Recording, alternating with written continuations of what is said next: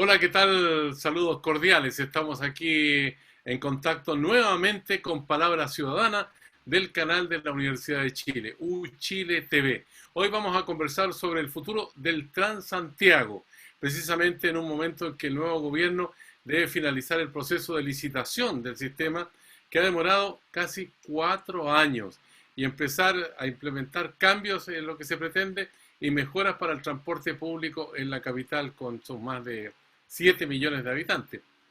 Quiero recordarles que UChile TV transmite para todo el país en televisión abierta digital, en la región metropolitana y en ciudades como Chillán, Temuco, en la señal 11.2, también en Valparaíso, en Valdivia y Puerto Montt, en el 10.2, por nombrar algunas de las ciudades que están en contacto con el canal de televisión de la Universidad de Chile. Además, tenemos streaming, así que pueden ver toda nuestra programación en directo a través de www.uchile.tv y también, por supuesto, mediante las redes sociales. Vías de comunicación, entonces, Twitter, Instagram y Facebook, @UchileTV. Correo, canaluchiletv, @uchile.cl. De todas maneras va a aparecer en pantalla ahí la indicación para quienes nos siguen y para que puedan escribirnos o comentar los programas que forman parte de la entrega que hace Palabra Ciudadana, el canal de la Universidad de Chile. Al comenzar la conversación con los invitados de hoy, vamos a revisar algunos datos respecto al tema que nos convoca en nuestra sección El Explicómetro. Una idea nueva de nuestros creativos que ponemos en escena para poner en contexto también toda la problemática que vamos a tratar en esta oportunidad. Por ejemplo, ¿qué aspectos están incluidos en el proceso de licitación del Transantiago? ¿Por qué ha demorado tanto tiempo este proceso? ¿Qué empresas van a controlar las flotas de buses? ¿Y cómo debería mejorar el sistema cuando se implemente? Son algunas de las preguntas que responderá la periodista Judith Herrera en la siguiente cápsula.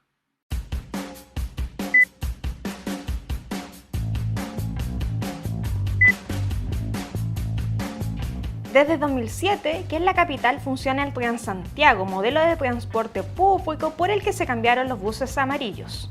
El sistema tuvo importantes dificultades desde sus inicios por el colapso en la demanda, un paro de los antiguos buses y también fallas técnicas del mismo servicio. En 2012 se efectuaron modificaciones en cuanto a las firmas de los operadores y también los colores, y en los últimos años se ha trabajado en una nueva licitación para dar cambio al sistema en su totalidad. Esta licitación se ha extendido desde el segundo gobierno de la presidenta Michelle Bachelet. En 2018, tras 2 años de preparación, se dio inicio bajo la administración de la ministra de Transportes Paola Tapia. Sin embargo, con el cambio de gobierno se declaró desierta. Actualmente, la finalización y la implementación de la licitación quedará a cargo de Juan Carlos Muñoz, el actual ministro de Transportes. En 2019 se dieron a conocer las bases esenciales del concurso, que se dividió en dos. Por un lado, la licitación del proveedor de flotas y por otro, el de operador de vías. Eso sí, la pandemia también afectó a ambos procesos, pues debieron hacer cambios relacionados con la modalidad. Actualmente ya están terminados los dos concursos. De hecho, hace poco tiempo, Contraloría aceptó y dio luz verde a la licitación de las firmas que operarán los futuros buses. El sistema funciona en Santiago principalmente, pues no ocupa por sectores como San Bernardo o Colina. En la capital, además, los buses también han ido cambiando desde la gestión de la ministra Gloria Hood, pues tienen nuevos colores y también son de un estándar ecológico o eléctrico. La licitación busca mejorar la calidad y el estándar de los servicios y también de los buses. Entre los cambios que se introducen, por ejemplo, está la reducción del tamaño de las unidades de servicio y también de la duración de los contratos. Mientras, por ejemplo, en el caso de los buses se busca que solo circulen modelos ecológicos o también eléctricos, como son los que actualmente se pueden ver en las calles de Santiago y que cuentan con tecnología de punta, pantallas digitales, entre otras características. Otro punto importante que tiene el sistema y que tiene la licitación es el equilibrio financiero, pues poder mantener Un buen funcionamiento económico es vital para un sistema que funciona con un subsidio, tanto en la capital como también en regiones. Además, de la mano de esto está el tema del valor de la tarifa, que se mantiene congelada desde el estallido social de 2019, y los expertos han apuntado a que será difícil mantener ese valor por mucho tiempo. Esto fue el Spoilcómetro de esta semana.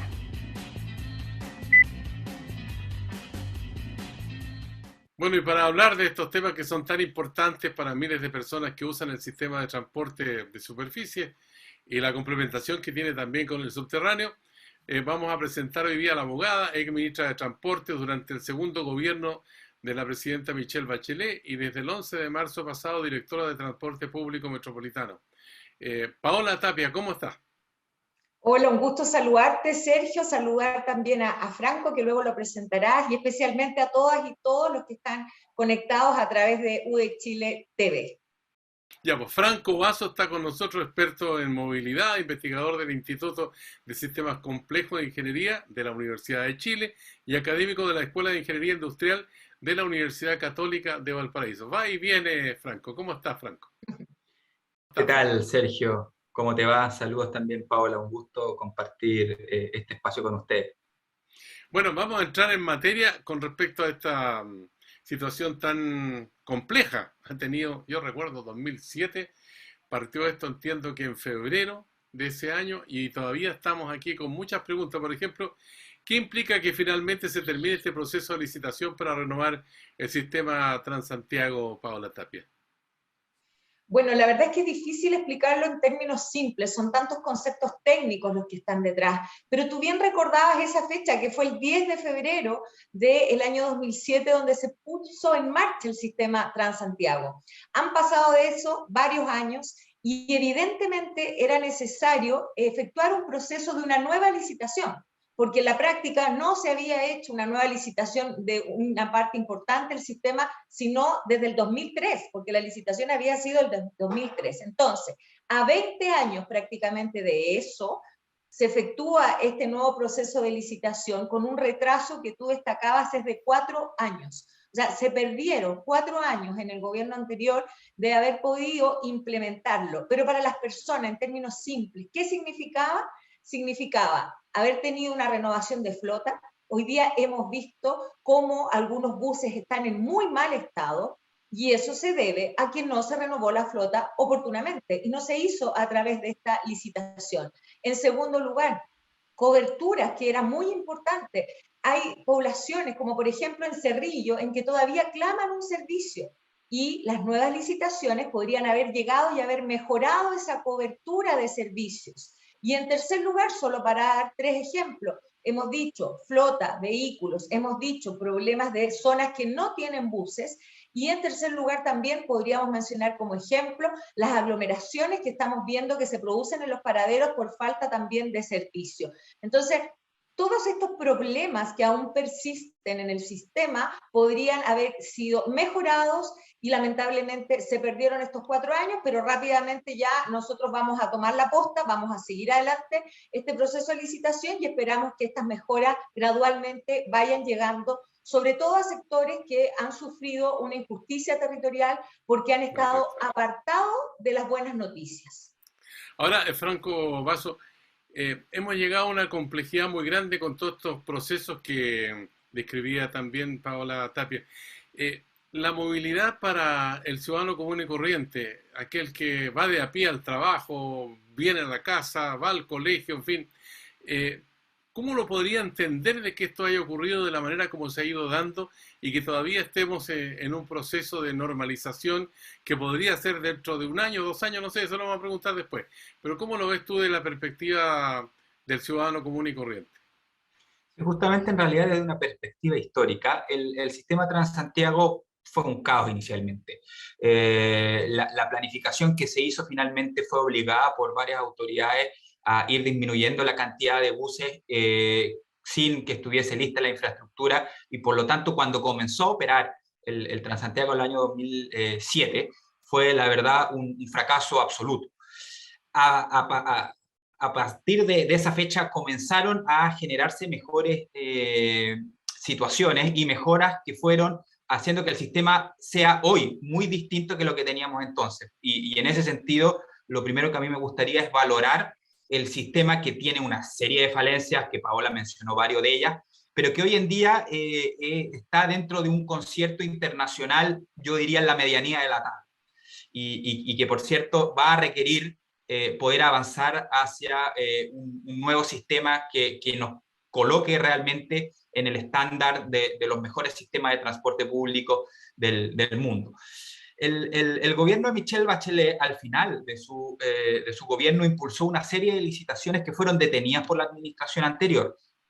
Y el problema no es tanto que hayan sido detenidas, sino que no existía un plan de qué hacer con esas licitaciones.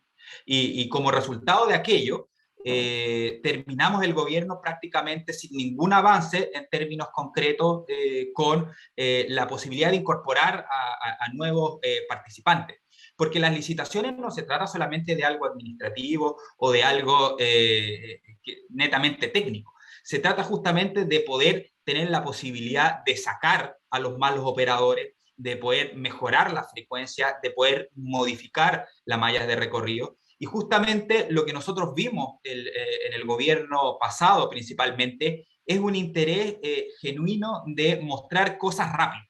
Y eso nos llevó a muy malas situaciones. La compra de buses eléctricos, sin licitación, sin que hubiese un marco teórico, administrativo que lo sostuviera, generó alzas en los costos de transporte que redundó en alzas muy importantes para el bolsillo de las personas. Y sin ir más lejos, el alza de 30 pesos que terminó generando el estallido social se produjo por una mala administración y compras exacerbadas, particularmente de buses eléctricos. Por lo tanto, esta falta de administración, de gestión, tiene un impacto directo en las personas, por ejemplo, a través de los aumentos de tarifas que se generaron durante el gobierno del presidente Piñera hasta el estallido social. Ahora, Paola Tapia, la empresa o las empresas que finalmente administren el sistema de transporte de pasajeros en la ciudad de Santiago, va a ser varias, ¿qué criterios se van a adoptar, digamos, en la convocatoria o que ya está en escena con respecto a las condiciones de los buses, el sistema de conectividad, digamos, con una central, así como ocurre en el metro, por ejemplo, que hay una central donde están las pantallas ahí de todas las líneas y se puede ver qué pasa con cada tren cuando se traslada de un lugar a otro, cuando tiene problemas. En fin, hay una comunicación dinámica muy concreta que aquí además fue una de las cosas que fracasó en la puesta en escena. Absolutamente. De hecho, ahí se cursaron multas millonarias al entonces AFT que operaba a través de Sonda.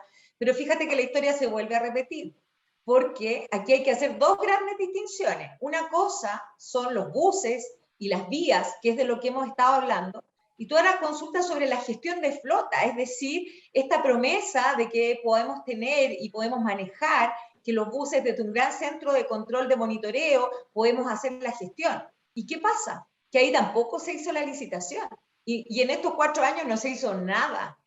Entonces, el legado que nosotros hemos recibido en materia de gestión de flota es cero. ¿Qué se hizo? Se siguió prorrogando el contrato a la empresa que hoy día está operando esa gestión de flota y nosotros rápidamente vamos a intentar ponernos al día para poder levantar ese proceso. Entonces, ahí estamos a fojas cero. No hay nada en materia de gestión de flotas y por tanto en mejoras concretas. Y solo me gustaría hacer también una breve precisión que la licitación de buses y de vías, que es de la que hemos estado hablando, es solo una parte del sistema, es del orden del 40% de los servicios, lo que está bien, porque tampoco vamos a hacer un gran Big Bang y vamos a cometer los mismos errores del año 2010 a los que hacía referencia Franco.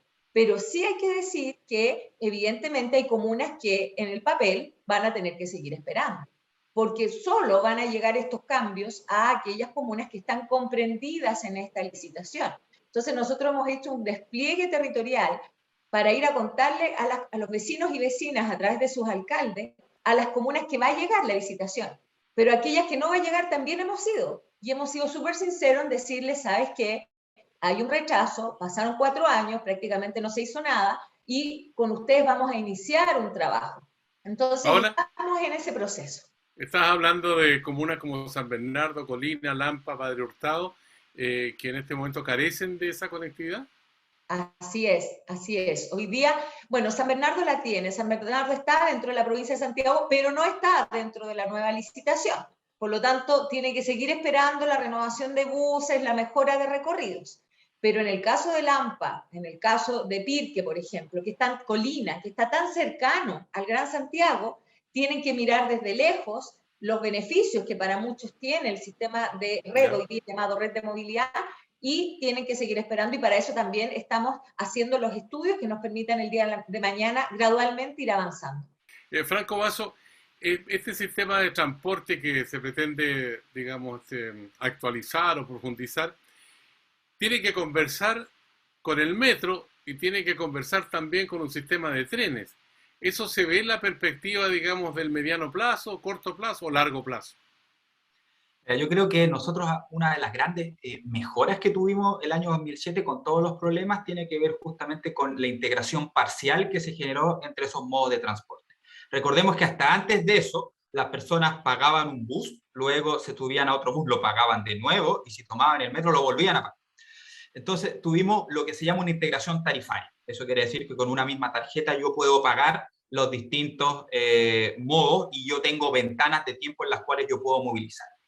¿Cuál es, yo creo, el gran desafío que nosotros tenemos para los próximos años? Es que esta integración tarifaria permita avanzar hacia una integración sistémica. Porque hoy en día, la verdad es que tenemos tres sistemas dentro de uno. Tenemos la Dirección de Transporte Público Metropolitana, que dirige Paola, que se encarga esencialmente de administrar los buses.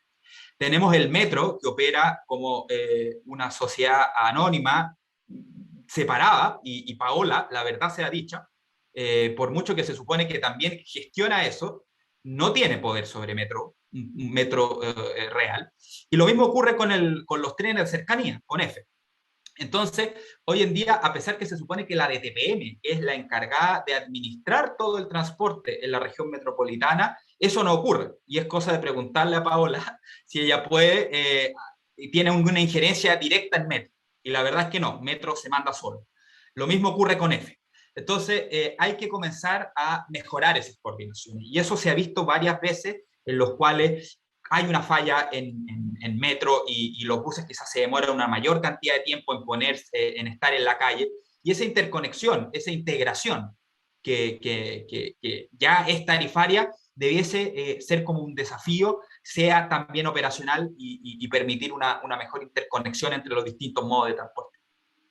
Hablando de tarifa, Paola Tapia, uno dice, bueno, si se va a modernizar el sistema de transporte y se supone que van a ser buses eléctricos, o sea, no van a gastar combustible, van a contaminar menos, pero al mismo tiempo uno piensa que la electricidad debería tener un costo menor que el diésel, por ejemplo, que se usa hoy día. ¿Eso influirá en las tarifas o las tarifas se mantendrán o subirán en función de amortizar el costo del sistema de transporte? Bueno, el tema de las tarifas evidentemente ha sido, particularmente desde el estallido social, un gran tema para el sistema de transporte. Acá no solo se hipotecaron las mejoras, sino también se hipotecó las finanzas del sistema y, lo que es peor, la esperanza de aquellas personas que esperaban un mejor transporte. Y quiero dar solo un ejemplo. Se anunciaron líneas de metro a diestra y siniestra en circunstancias de que sabían perfectamente que no estaban hechos los estudios y que tampoco estaba previsto el financiamiento. Entonces, la verdad es que eso se perdió la tradición republicana en orden a que los anuncios se hacían cuando tenías esos dos elementos, cuando tenías comprometidos los recursos y cuando tenías los estudios. Vecinos como las de La Pintana, a quienes se les prometió hace ya 4 años una línea del metro, ver con bastante desesperación 4 años después que todavía prácticamente no hay primeras piedras. ¿Qué pasa entonces en definitiva con las tarifas? Evidentemente las tarifas vamos a tener que revisarlas. Hoy día son prioridad en nuestro análisis, porque si bien es cierto, el gobierno a través del presidente Boric y el ministro de Transporte han transmitido la tranquilidad que nuestro país espera en un momento de crisis económica, el congelamiento de las tarifas para este año, evidentemente es algo que debemos seguir analizando en el futuro. La fórmula de cálculo hoy día, a partir del año 2019, ya incorpora la electricidad. Antes no estaba, porque evidentemente no había tantos buses eléctricos. Nosotros trajimos los primeros buses eléctricos en el año 2017. Por lo tanto, la electricidad es un componente que forma parte de las variables de alzas de costo del sistema. Eventualmente podrían ser bajas de costo dependiendo de las varianzas, pero en general sube. Y es algo que vamos a ir analizando evidentemente con el tiempo. Ahora sí me gustaría tomar el último segundo lo que planteaba Franco, de esta desconexión entre metro, ferrocarriles y los buses, digamos. Ese ha sido uno de los grandes dolores del sistema, el no poder contar con una línea única, que las personas entiendan hoy día que red de movilidad, que es el nombre actual del sistema y del cual obviamente nosotros vamos a seguir trabajando. Red de movilidad no son los buses, red de movilidad es el metro, es el ferrocarril, y por lo tanto a la persona le da lo mismo quién está detrás. La persona lo que reclama es un buen servicio, y para recibir ese buen servicio, y si falla el metro, bueno, tendrán que estar los buses, y si falla el ferrocarril, lo mismo. Entonces, esa coordinación nosotros hoy día es uno de los pilares fundamentales de este directorio, y vamos a reactivar las reuniones que no se hicieron prácticamente en estos 4 años. No se juntó formalmente el metro, el ministro, el directorio, los demás ministros que tienen algo que decir, como Vivienda y el MOP, simplemente no se reunieron, no fueron convocados para trabajar en conjunto por las mejoras. Entonces, eso es una promesa que está formulada, que la vamos a cumplir, que es volver a coordinarnos. Ya, o sea, yo puedo entender por lo que dice Paola, que como directora de Transporte Público Metropolitano en algún momento va a tener las atribuciones que también impliquen al metro. ¿Es algo que tiene que resolverse por decreto, por ley, o no es posible eso? Es posible primero teniendo la voluntad política de las autoridades, y yo ya tengo agendada la reunión con el presidente del metro, estoy segura que vamos a tener esa coordinación, estamos esperando el nombramiento del presidente o presidenta de Ferrocarriles, y en adelante a través de las herramientas, primero administrativas y ojalá también legales en el futuro, consolidar esto que en la práctica se va a dar, las personas lo van a percibir, que es una mejor y una mayor coordinación entre los entes públicos involucrados. Ya, pues dejamos para seguir conversando aquí en el canal de la Universidad de Chile con Palabras Ciudadanas. Varias interrogantes ahí pendientes. Vamos a hacer una pequeña pausa y regresamos dentro de un instante.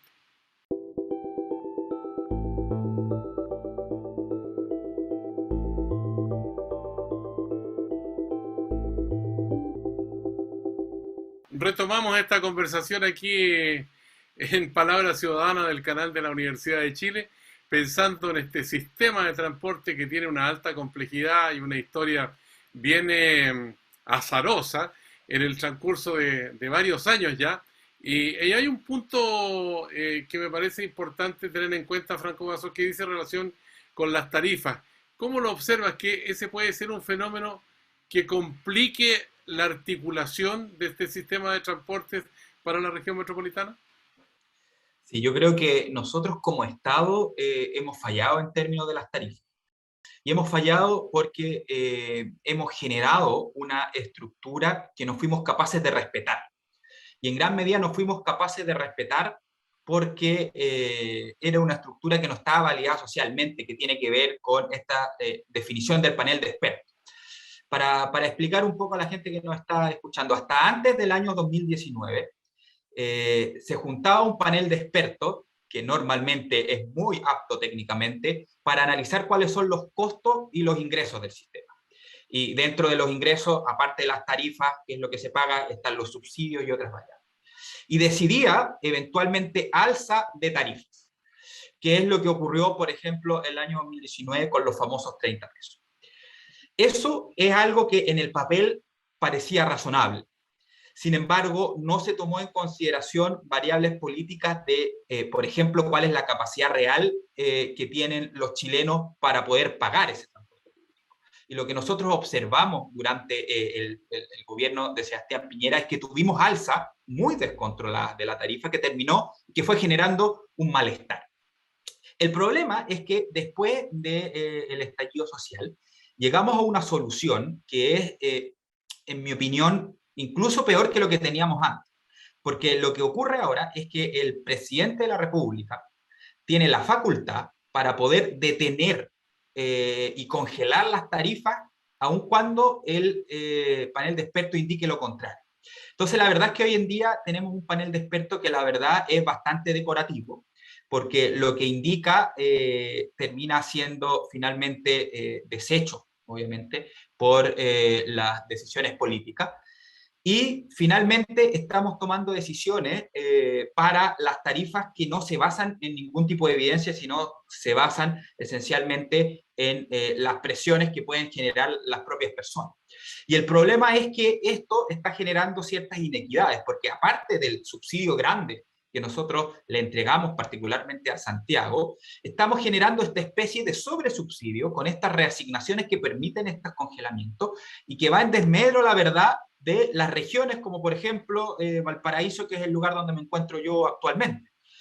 No existe una equidad en el modo de poder entregar recursos entre Santiago y regiones, y este congelamiento que se realiza en el caso de Transantiago con este panel de expertos no se realiza con la misma frecuencia para regiones. Por lo tanto, acá lo que tenemos que discutir, y esperemos que sea la gran discusión que podamos tener durante los próximos años, es cómo generamos una estructura tarifaria que sea transparente para los chilenos, que converse políticamente con cuál es la real capacidad de pago que tiene la gente, pero que no se haga a dedo, que no sea una decisión meramente política de los tomadores de decisiones, que tenga una componente técnica, pero por sobre todo que sea transparente, que no está siendo la verdad en este mundo. Bueno, lo que dice Franco Vaso, Paola Tapia, tiene que ver con un concepto que ha estado en la agenda hace harto tiempo, la descentralización y la equidad con las regiones. ¿Es posible conjugar toda esta idea que se está poniendo en escena en la capital con la licitación para optimizar el servicio de transporte con las necesidades que tienen también las regiones del país, especialmente la ruralidad, que muchas veces ve cómo la ausencia del sistema de transporte le dificulta la calidad de vida? Por supuesto, es fundamental. Yo además soy de regiones, soy de la región de Valparaíso, pero además mi familia es de la región de Coquimbo, y de una zona rural, que a lo mejor nadie de los que nos está escuchando conoce, que se llama Mincha. Les cuento que Mincha está a la orilla del río Choapa, y de chica, cuando iba para allá de vacaciones, solo llegaba un bus, que no era un bus, es una micro destartalada que se estaba cayendo a pedazos, en un camino de tierra.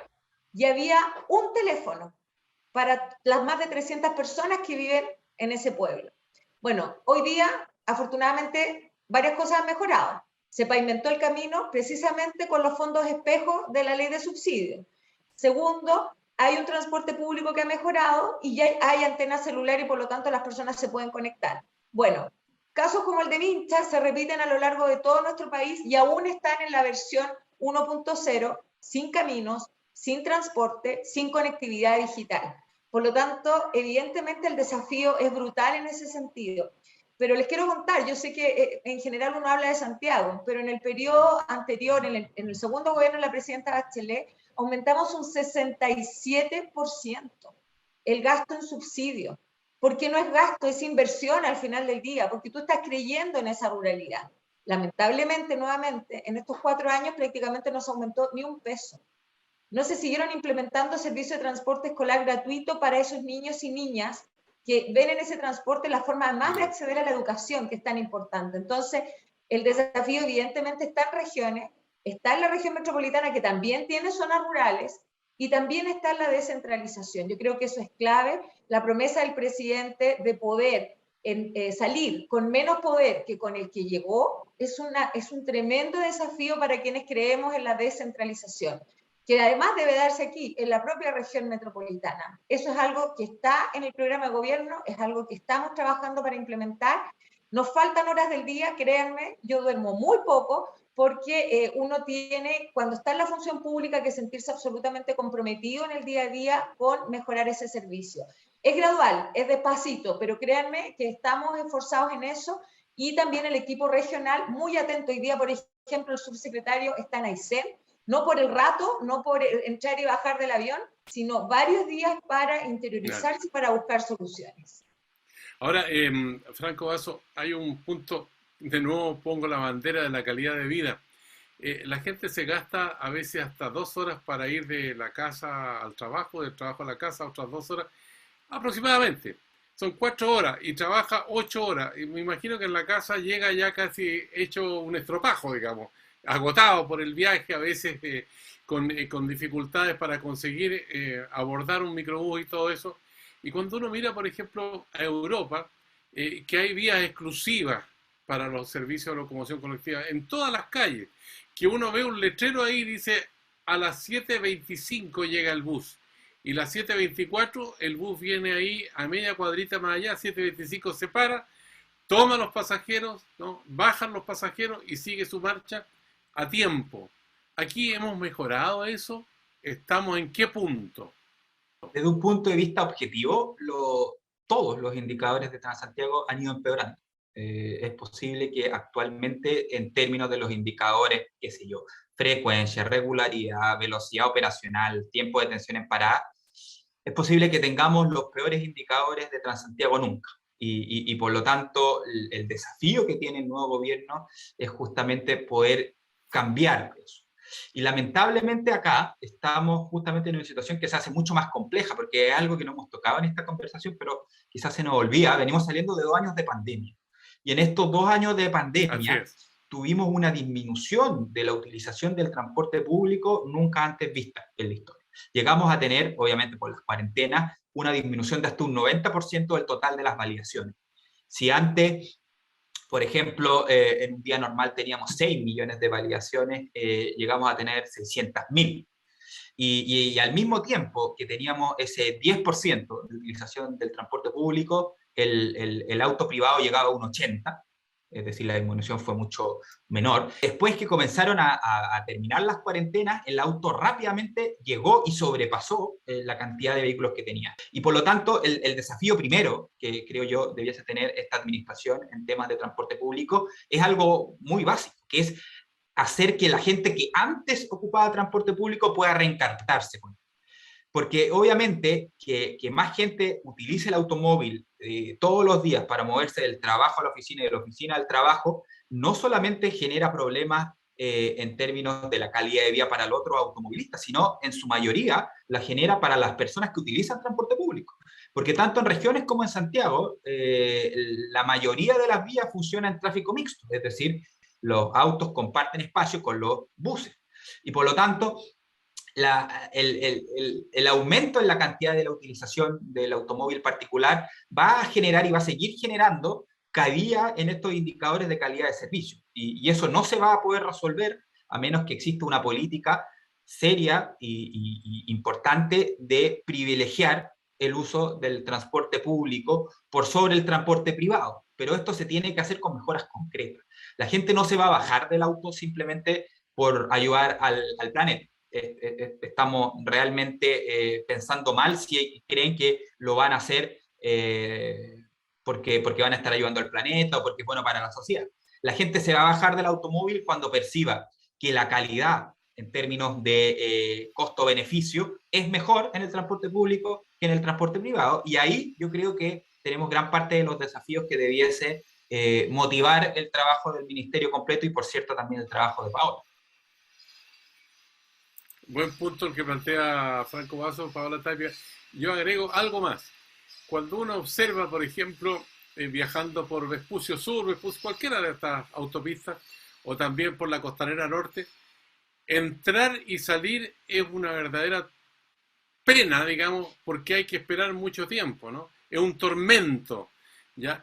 ¿Eso tiene solución? ¿Existe la posibilidad, por ejemplo, que los mismos buses que forman parte de esta red están implicados junto a muchos automóviles a veces por entrar o salir de una autopista? Lo he visto yo en las tardes, en las mañanas, a toda hora. Bueno, sí, sin lugar a dudas, el desafío es reencantar a las personas con el transporte público. Eso lo tenemos que hacer en la primera línea con mejorar la calidad. Y eso evidentemente es el foco hoy día de nuestra atención. Ahora, los automóviles no van a desaparecer y por lo tanto también tenemos que buscar la mejor convivencia vial entre los modos de transporte y, muy importante, con la bicicleta y también con las motos. Por ejemplo, a propósito del crecimiento explosivo del delivery, es un tema también la seguridad de quienes se desplazan a través de ese modo de transporte. Por lo tanto, el desafío es reencantar con el transporte público, mejorar la convivencia vial, pero para eso también tenemos que mejorar muchas veces detalles quirúrgicos de la operación. Por ejemplo, los semáforos. Nosotros estamos a puertas de generar una mesa de trabajo mucho más profunda para mejorar la velocidad del transporte público, porque tiene que ver con eso, tiene que ver con una persona, yo soy mujer, soy mamá, y evidentemente necesito llegar a tiempo a mi casa para poder hacer el relevo quienes me ayudan en las labores de cuidado. Pero eso no es posible en un sistema en el cual, tal como tú dices, Sergio, puedo quedar atascado en el bus, en un taco, o tener dificultades, por ejemplo, en el metro cuando este falla. Entonces, es tan sensible a la vida diaria el transporte público y lo que te puede impactar, que evidentemente hay que tratar de disminuir todos aquellos eventos y retrasos que puedan generarse y que puedan afectar también el desplazamiento de las personas. Y por eso también muy importante, estamos haciendo un trabajo territorial. Nosotros hemos recorrido ya más de 10 municipios, como les comentaba anteriormente, pero también para ver esas necesidades. Por ejemplo, mujeres de la población Huamachuco en Renca. Estuvimos con ellas, escuchamos sus requerimientos. ¿Y qué nos pedían? Nos pedían cosas tan simples como que el bus en el último tramo, antes de llegar al terminal, tenga 2 paradas, porque al día de hoy esas paradas fueron eliminadas y ellas tienen que estar a la buena voluntad del conductor del bus para ver si les para o no, y en condiciones adversas meteorológicas como las que vimos ayer, mojándose también bajo la lluvia. Entonces, cuando hablamos de dignidad y de reencantar, hablamos también de mejoras concretas como son los paraderos, la infraestructura, que evidentemente también tiene que dar el ancho para poder prestar este servicio de calidad. Los focos son muchos, ustedes ven que tenemos harta pega en los ejemplos que hemos dado, pero no hay que dejar ninguna atrás, porque evidentemente eso va a permitir las mejoras que necesitamos. Franco Vaso, en algún momento un gobernador regional o un delegado presidencial, no recuerdo bien, nos contaba que en su zona habían 60 buses, pero tenían 20 choferes. En la región metropolitana podría ocurrir el mismo fenómeno, digamos. Y también tiene mucho que ver con la capacitación de quienes hacen esta tarea tan importante, que tratan con seres humanos en la bajada, en la subida de los buses, pero al mismo tiempo interactúan con los demás vehículos que están transitando por las calles. ¿Es un problema ese? ¿Necesita solución o no hay cómo? No, el tema de los conductores es un temazo, y sobre todo cuando hay ciertas actividades económicas que se reactivan. Eso ocurrió harto después de, por ejemplo, el fin de las cuarentenas. Y lo que nosotros hemos visto justamente es que la cantidad de conductores disponibles para operar los distintos sistemas de transporte a lo largo de todo Chile está siempre al límite, y muchas veces hace falta poder contar con una mayor cantidad de gente que esté disponible. Y en este sentido, el llamado obviamente a las empresas es a poder mejorar las situaciones laborales, tanto económicas como de situación del día a día, para poder atraer a más y mejores conductores. Porque justamente, como decías tú muy bien, Sergio, los conductores son la interfaz entre el sistema de transporte y las personas. Y por lo tanto, cuando yo tengo un conductor que es amable, un conductor que para donde corresponde, que maneja las velocidades que corresponde, que no lleva a la gente como si fuese como chanchos al matadero, evidentemente la percepción del transporte público mejora dramáticamente. Y acá yo creo que hay muchas veces que todo tipo de protocolos se pasan, y la verdad es que muchas veces hay cualquier persona manejando un bus sin ningún tipo de capacitación de cómo tratar a la gente. Y se entiende en parte porque justamente está siendo difícil poder atraer a gente que pueda y que quiera trabajar en esto. Entonces, una de las cosas que yo creo que tenemos que pensar en cómo poner los incentivos muy fuertes para poder tener no solamente más conductores, sino a mejores conductores. Y esas cosas evidentemente van de la mano. Ahora, yo quisiera, cortito, porque esto es bien importante lo que ha dicho Franco Paola Tapia.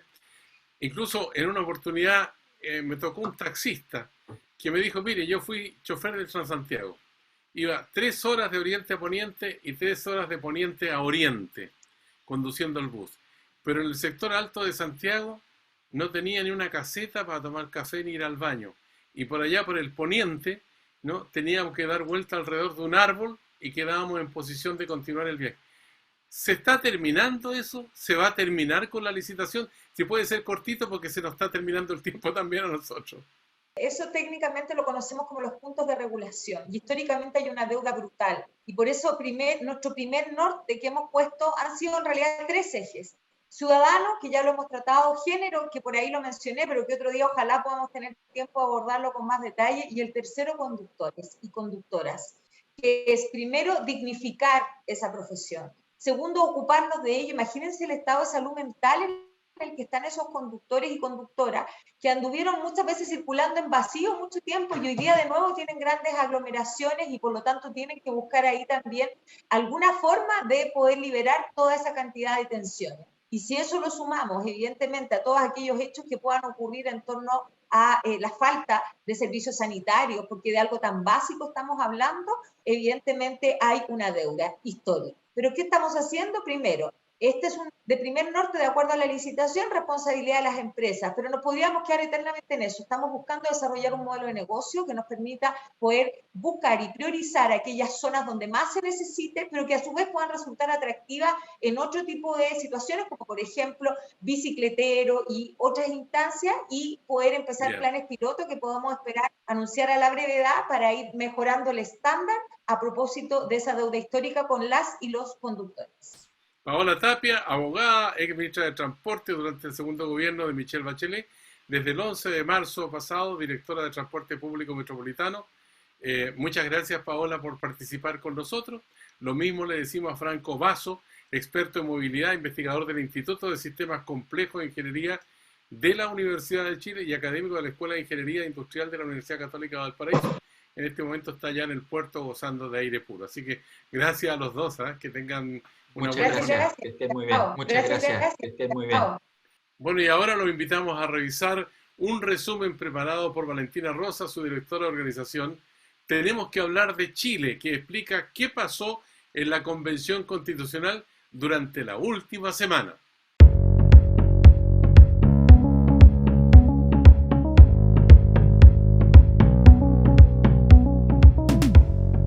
Faltan pocos días para que termine el trabajo de las 7 comisiones temáticas con que la Convención Constitucional ha venido trabajando hasta ahora. Luego de esta fecha, los convencionales se reordenarán en 3 nuevas comisiones: la Comisión de Normas Transitorias, la Comisión de Armonización y la Comisión de Preámbulo, las que ya se conformaron este jueves pasado. ¿Cuáles son sus funciones? La Comisión de Normas Transitorias deberá proponer artículos que ayuden a la transición entre la actual Constitución y la nueva Constitución en caso de ser aprobada. La Comisión de Preámbulo deberá redactar las líneas que iniciarán el proyecto de nueva Carta Magna. Y por último, la Comisión de Armonización deberá revisar todo lo escrito y proponer formas para superar las inconsistencias, incoherencias y problemas de ortografía o sintaxis que puedan haber. Días intensos vive la Comisión de Sistema Político. El lunes pasado, el lunes 25, y solo a 5 minutos de que se cerrara el plazo para generar indicaciones, 13 convencionales pertenecientes a la comisión y de distintos colectivos presentaron las indicaciones que luego serán debatidas en el Pleno.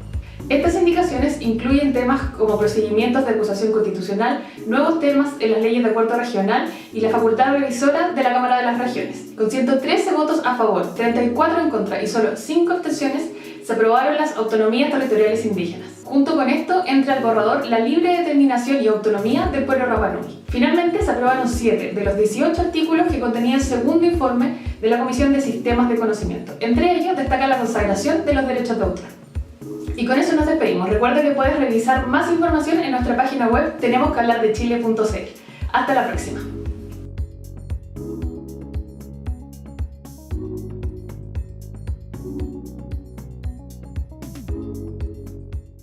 Y así llegamos al final de este Palabra Ciudadana a través de todo el país, el canal de la Universidad de Chile en la región metropolitana 11.2, y las vías de comunicación. Usted puede ver estos programas en www.uchiletv.cl. También aparecemos en Twitter e Instagram, @uchiletv. Y estamos también en Facebook, correo electrónico para que usted se pueda comunicar con nosotros.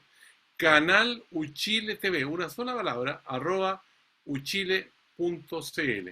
Así pueden revisar nuestros programas en el canal de YouTube de la Universidad de Chile. Les deseamos suerte en cualquier iniciativa que tenga por delante en esta jornada. Será hasta la vista.